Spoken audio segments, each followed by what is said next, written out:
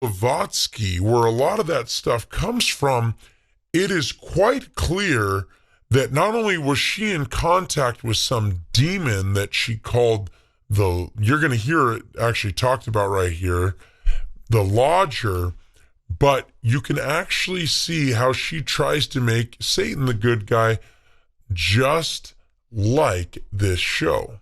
But it's interesting because Blavatsky herself promotes Satan throughout her work in Gnosticism. In fact, she says that Satan is the real benefactor of man. She states, and I quote, "Satan, the serpent of Genesis, is the real creator and benefactor, the father of spiritual mankind.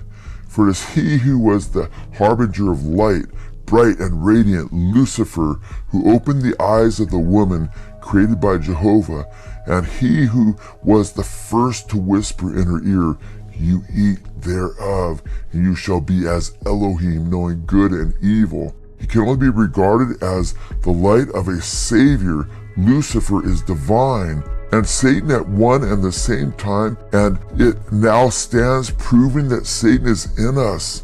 He is our mind, our tempter, our redeemer, our intelligent liberator, and savior."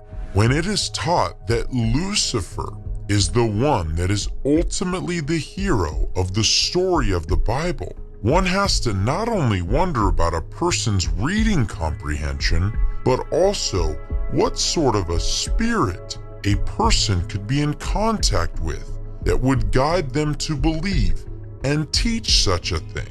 As Pastor Schimmel points out, according to Blavatsky's own personal letter, this lodger helped to tell her this secret. Helena Blavatsky wrote to her sister Vera, "Several times a day I feel that besides me there is someone else, quite separable from me, present in my body. I feel as if I were keeping silent, and the other one, the lodger who is in me, were speaking with my tongue. Do not be afraid that I am off my head. Someone enters me that thinks and writes for me." Now, another thing that we have to night monster will settle there and will find herself a resting place. The word used there is Lilith. And according to the Brown Diver Briggs Hebrew and English lexicon, the actual definition there is, quote, "Lilith, the name of a female goddess, thus the night monster will settle there and will find herself a resting place." The word used there is Lilith from just the first couple minutes of it.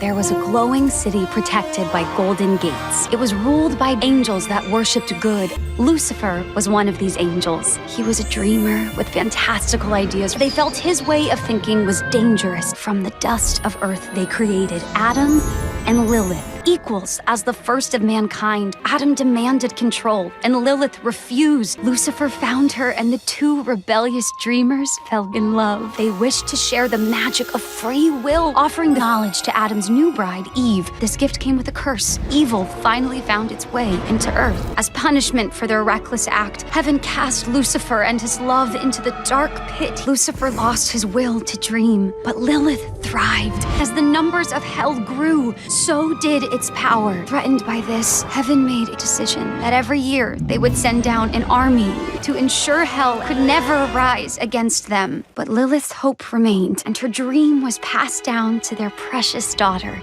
the Princess of Hell.